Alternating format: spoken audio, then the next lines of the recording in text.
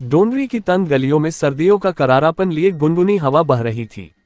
यहाँ बंबई के एक बेहद बदनाम मोहल्ले में डोंगरी पुलिस स्टेशन की अनोखी प्राचीन इमारत किसी सेंचुरी की तरह खड़ी हुई है।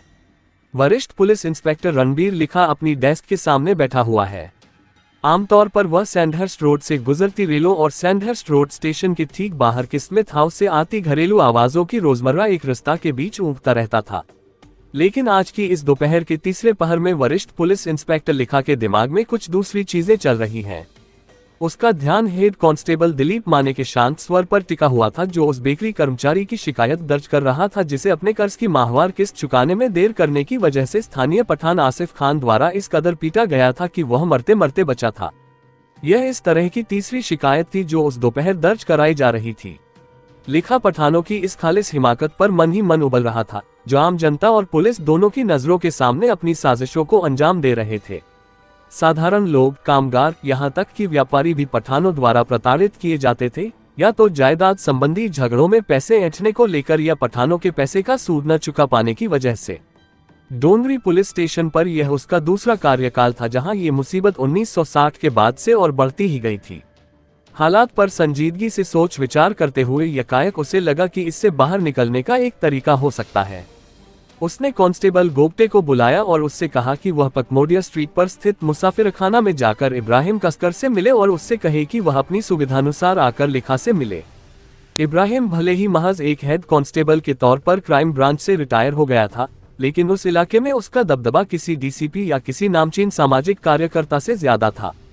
और इब्राहिम खुद अपनी तरफ से जरूरतमंद और तंगहाल लोगों की या जरूरत पड़ने पर अपने महकमे की मदद करने को तैयार रहता था। इब्राहिम भाई पुलिस स्टेशन में आए और लिखा के सामने की कुर्सी पर बैठ गए। ये लिखा था जिस पर आगंतुक का रौब पड़ रहा था। जहां तक इब्राहिम का सवाल था वह एकदम सामान्य था। चिंता में डूबा हुआ लिखा जल्दी ही मुद्दे पर आ गया। इब्राहिम भाई, ये क्या हो रहा है? करीम मियाँ से बात करो, कुछ करना पड़ेगा। पठानों की हरकतें हद से बाहर हैं। अब साफ तौर पर परेशान दिखाई देते इस वरिष्ठ अफसर के सामने बैठे इब्राहिम कसकर ने बेचैनी के साथ पहलू बदला और उसे दिलासा देने की कोशिश करते हुए कहा, साहब, मैं बात करता हूँ करीम भाई से। पहले भी कहा मैंने उनसे, वो बहुत कायदे के आदमी हैं। वो मेरी बात कभी नहीं टालते। ये दूसरे लोग हैं जो उनकी भी नहीं सुनते हैं। मैं कुछ करता हूँ जो बन सके। लिखा ने आश्वस्त होकर गहरी सांस छोड़ी, क्योंकि वह जानता था कि सब कुछ ठीक ठाक हो जाएगा। सभी जानते थे कि अपने समुदाय में इब्राहिम की कितनी कद्र की जाती थी और सबसे ज्यादा खौफनाक पठानों के बीच भी उसका अच्छा खासा रुतबा था। जहां पुलिस के बाकी लोग पठानों से बरतने में कांपते थे, वहीं गरिमापूर्ण इब्राहिम कसकर को पठान माफिया तक अपनी बराबरी के दर्जे पर रखकर देखता था। पठान माफिया गिरोह शहर में अपनी हुकूमत की बुलंदी पर थे। समाज पर अपनी निरी ताकत और पकड़ के चलते वे निश्चिंत थे कि उसके भीतर वे सुरक्षित और छिपे रह सकते हैं। वे जानते थे कि जब तक वे उस खौफनाक शैतानियत का माहौल कायम किए रह सकेंगे जिससे माफिया के किस्से गढ़े जाते हैं, तब तक वे शिखर पर बने रहेंगे। हुकूमतें, हुक्मरान, पुलिस, कानून जैसी चीजें उनके लिए कोई मायने नहीं रखती थीं। मायने रखते थे ताकत और पैसा। जैसा कि करीम लाला अक्सर कहा करता था, दुनिया को मुट्ठी में रखना सीखो, हाथ खोलो तो सिर्फ पैसा लेने के लिए। लिखा जानता था कि इब्राहिम वह इंसान है जो अगर कहता है कि पठानों के रवैये को काबू में रखा जाएगा तो उसके शब्दों पर भरोसा किया जा सकता है। इब्राहिम के एक जिक्र मात्र से पहले भी कई बार अमन बहाल करने के मामले में कारगर नतीजे सामने आ चुके थे और अमन के ये दौर ठीक ऐसे समय पर कायम किए गए थे जब प्रशासन को शांत करना जरूरी था। ये प्रशासन बेशक वही था जो मोटे तौर पर विधानसभा में अपनाए जाने वाले अपने रुख के मुताबिक समय समय पर पुलिस की कोताही या उसके अत्याचार को लेकर सवाल उठाता रहता था। इस बार हालांकि लग रहा था कि इब्राहिम अपने संपर्क गंवा चुका है। कई दोपहर आई और चली गईं, लेकिन पठानों के आतंक का कोई अंत दिखाई नहीं देता था, बल्कि वे कुछ ज्यादा ही उग्रता और बदसलूकी पर उतर आए थे। एक बार हमीद खान पठान को डोंगरी में तलब किया गया था। हमीद खान 6.5 फुट का एक दैत्य था और उसकी चाल ऐसी थी कि आसपास के लोग इस डर से भाग खड़े होते थे कि वे कहीं उसके रास्ते में न पड़ जाएं। अमीरजादा, आलमजेब और उनके भाई भी धीरे धीरे इलाके में कुख्यात होते जा रहे थे और लोगों में वैसा ही खौफ पैदा करते थे। मसलन हामिद खान पुलिस स्टेशन में आंधी की तरह घुसा और उसने ऑफिस में रखी बड़ी भारी टेबल को महज अपने नंगे हाथों से तोड़ दिया।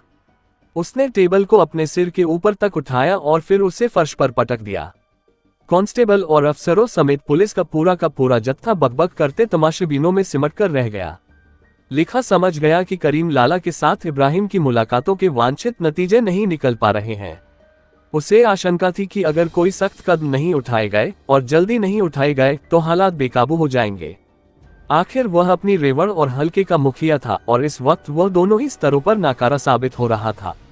अगर ऐसा ही चलता रहा तो बहुत देर नहीं लगेगी जब किसी और का ध्यान इस तरफ जाएगा और उसे बलि का बकरा बना दिया जाएगा। लेकिन जब वह वहां बैठा हुआ इसी माथापच्ची में लगा हुआ था, तभी इकबाल नतीक ने खुशनुमा हवा के झोंके की तरह उसके कमरे में प्रवेश किया। मोहम्मद इकबाल नतीक की कहानी, जो उस वक्त 35 बरस का था, अपनी मेहनत से रातों रात बंबई का एक कामयाब पत्रकार बनने की कहानी है। वह राजदार नामक एक उर्दू साप्ताहिक का संपादक और प्रकाशक हुआ करता था। उस वक्त तक पत्रकारिता हिंदुस्तान में या बंबई में अपनी शैशव अवस्था में थी। हालांकि शहर में ऐसे छोटे और बड़े अखबारों की कमी नहीं थी जो किसी खास वर्ग, क्षेत्र या इलाकों के लिए प्रकाशित होते थे।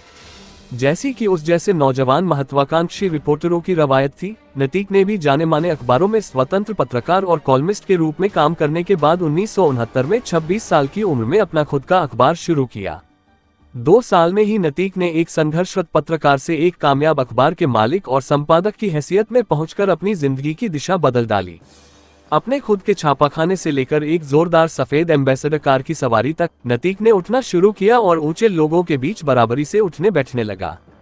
35 साल की उम्र का कॉमर्स का स्नातक उसका बेटा परवेज नतीक, जो आज शहर का एक कामयाब व्यावसायिक फोटोग्राफर है, कहता है कि दरअसल मेरे अब्बा हम लोगों को इस कदर ऐशोआराम मुहैया कराए हुए थे कि उस वक्त 6 बरस का होने के बावजूद मैं उनकी कार के अलावा और कोई सवारी पसंद नहीं करता था और प्लास्टिक की चप्पलें पहनने से मना कर देता था। राजदार, जो किसी भी कसौटी से रद्दी की टोकरी में फेंक देने लायक अखबार था, अपनी सनसनी के लिए और स्थानीय दिग्गजों का भंडाफोड़ करने की अपनी आदत के लिए मशहूर अपनी तरह का अकेला अखबार था। जे हॉस्पिटल के करीब बीआईटी चाल के अपने छोटे से मकान की पहली मंजिल से अपना कारोबार चलाते हुए नतीक ने स्थानीय पुलिस के साथ अच्छा तालमेल बैठा रखा था और इलाके के गुंडों के दिमाग में डर बिठा रखा था। ये वह जुबान थी जो वे बोलते थे। नतीक किसी भी वरिष्ठ पुलिस अफसर के कमरे में बिना इत्तला दिए घुस सकता था और किसी भी माफिया की किसी भी बड़ी तोप के बारे में अनाप शनाप तरीके से लिख सकता था, और इस तरह उसने एक ऐसे खरे पत्रकार की ख्याति हासिल कर ली थी जो किसी से भी नहीं डरता था, मौत से भी नहीं। एक शख्स जो खुले दिल से उसकी कद्र करता था और गर्व से उसके दोस्त होने का दावा करता था, वह था दाऊद।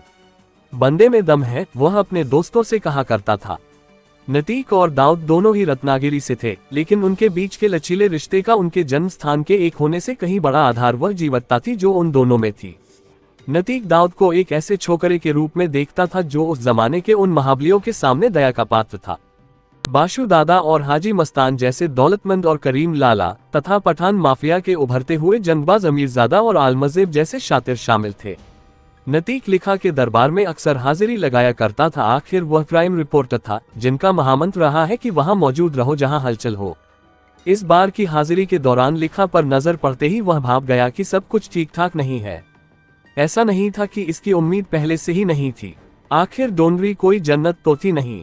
लेकिन आज लिखा खासतौर से जितना परेशान दिख रहा है उसकी क्या वजह हो सकती है? साहब, कुछ शुरुआती जरूरी तकल्लुफों के बाद इकबाल ने पूछा, क्या बात है? आपकी बदली का ऑर्डर निकला है या कुछ और बात है? लिखा ने जिस टेढ़ेपन के साथ जवाब दिया उससे जाहिर था कि वह किसी खास समस्या से पीड़ित था। यहाँ कुछ अलग होता है क्या कभी? इन पठानों ने दिमाग की माँ बहन चोट डाली है। ये साले जानवर पठान किसी को भी पीट देते हैं, ये आपस में लड़ते हैं। नाक में दम कर दिया है सालों ने।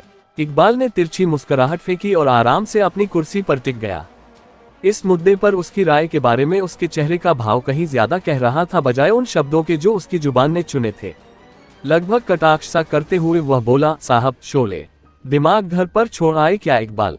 इकबाल की मुस्कुराहट मजाक का चोला तचकर रहस्यमय हो उठी। लोहा लोहे को काटता है, यह मशहूर लाइन जो शोले के अपाहिज ठाकुर बलदेव सिंह ने पुलिस अफसर से फिल्म में कही थी, इतनी मशहूर हो गई थी कि जब भी कोई उसे दोहराता था तो लोगों को उसका मतलब एकदम ठीक ठीक समझ में आ जाता था। बात साफ थी। उसने संदेह के लहजे में पूछा, मगर इन पठानों से कौन उलझेगा? इकबाल दक्षता के अंदाज में बोला, है एक लड़का, दाऊद इब्राहिम कसकर। ये नाम सुनकर लिखा बिदक पड़ा। तुम्हारा मतलब है इब्राहिम भाई का छोकरा? ना बाबा ना। वह धीरे धीरे खामोश हो गया। इकबाल ने सिर हिलाया और जाने के लिए उठ खड़ा हुआ। उसने लिखा पर, जो पहले से ही लड़खड़ाया हुआ था, चलते चलते एक और प्रहार किया। वह बोला, मोहल्ले में सबको पता है, बहुत हिम्मत है उसमें। कुर्सी पर टिकने और गौर करने की अब लिखा की बारी थी। हाँ, इतना तो उसे मालूम था कि इब्राहिम कसकर का लड़का मोहल्ले का एक शोहदा, एक छुटभैया गुंडा है। हालांकि अपने आप में इस ख्याल को पचा पाना मुश्किल था, लेकिन पठानों की जड़ें उखाड़ने के लिए एक मोहरे की तरह वाकई उसके इस्तेमाल की कोशिश करने के बारे में सोचना। पठानों को हिलाने में, उनकी काट पैदा करने में ये भला क्या करेगा? आखिर वह एक उजरू बच्चा ही तो है। अभी वह मुश्किल से 20 का होगा और उसमें दंगा फसाद करने के सारे लक्षण अभी से दिखाई देने लगे हैं। ब्लॉकबस्टर फिल्मों के नाटकीय संवाद अपनी जगह हैं, उसने सोचा, लेकिन इस तरह का मशवरा। निश्चय ही इकबाल का दिमाग फिर गया है। यह कोई रील की दुनिया तो है नहीं जिसमें कोई अनाड़ी छोकरा किसी हुकूमत करते डॉन को कुचल देता है। यह असल दुनिया है जिसमें उसकी उम्र और हैसियत की असलियतों के बारे में सोचना जरूरी है, और वह भी इब्राहिम कसकर का लौंडा। बकवास, लिखा ने सोचा। हंसी आती है। उसने इसे सिरे से खारिज कर दिया और अपनी उसी दिमागी उठापटक में मशगूल हो गया जिसमें इकबाल के आने के पहले लगा हुआ था। दोनों को रौंदते हुए लड़के उसने गहरी सांस छोड़ी और बोला, क्राइम रिपोर्टर और उनकी कल्पनाएं यह मेल संजीदगी से लेने के काबिल ही नहीं है। ऐसे ही कई दिन बीत गए और लिखा अपने इलाके की कानून और व्यवस्था की बिगड़ती हालत को लेकर उदास बना रहा। तभी एक छोटी सी मुठभेड़ ने पुलिस और अपराध जगत के सरताजों की नियति लिख डाली। अभी तक वह एक शांत और सुहावनी सुबह ही थी, किसी भी तरह की अप्रिय घटना से अनछुई। लिखा अपनी रोजमर्रा गश्त पर था जब उसकी जीप खड़ा पारसी जंक्शन से जेजे अस्पताल की तरफ मुड़ी। थोड़ी ही देर में उसने पाया कि वह भारी ट्रैफिक जाम में फंस गया है। वाहनों की चीख पुकार मची हुई थी और उसकी पुलिस जीप को टस से मस होने की गुंजाइश नहीं थी। वह तमतमाया हुआ उछलकर बाहर निकला और जाम के स्रोत की तरफ बढ़ा। उसने देखा कि सड़क किनारे लोगों की एक छोटी सी भीड़ जमा थी, जो जाहिर है कोई तमाशा खड़ा किए हुए थी। जब लोगों ने देखा कि 3 सिताराधारी एक अफसर गुस्से में उनकी तरफ बढ़ा आ रहा है, तो भीड़ तितर बितर हो गई। लिखा ने जो देखा उससे वह अवाक रह गया। एक पठान के सिर और मुंह से बुरी तरह खून बह रहा था और एक नौजवान, जिसकी शर्ट चिथड़ा चिथड़ा हो चुकी थी, उसे हर तरफ से बेतहाशा पीटे जा रहा था। अब मुझे इन तुच्छ झगड़ों को निपटाना पड़ेगा, थक हार कर पहले उसने सोचा। लेकिन फिर उसका ध्यान उस लड़के की तरफ गया। बमुश्किल 20 साल का ये छोकरा छोटी सी कद काठी का था और वह एक लंब तड़ंग पठान को पीट रहा था। नजारे को देखकर उसे हैरत हुई। हालांकि लिखा के मन में पठानों के प्रति कोई लगाव बाकी नहीं रह गया था, पर उसे इस आदमी के प्रति वाकई सहानुभूति महसूस हुई जो निश्चय ही ढेर सारा खून और आत्मसम्मान गंवा चुका था। उत्सुकता से भरकर उसने लड़के का कॉलर पकड़कर उसे अलग किया और पूछा, क्या नाम है तेरा?